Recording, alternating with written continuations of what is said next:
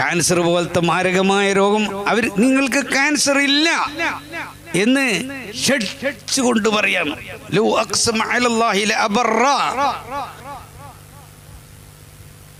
അവിടെ വെല്ലൂരിലേക്ക് ചികിത്സക്ക് വേണ്ടി പോയ ഇബ്രാഹിം ഹാജി എന്നാള്, അയാള് ഒരു നിലക്കും എവിടെയും പോവേണ്ടതില്ല, വിദഗ്ധരായ പരീക്ഷണങ്ങളൊക്കെ നടന്ന്, പക്ഷേ രോഗം അത് അവസാനിക്കുന്ന രോഗമല്ല, ഇതിലങ്ങ് തീർന്നു പോകുക എന്നല്ലാതെ ഈ രോഗം മാറിക്കിട്ടൂല എന്ന്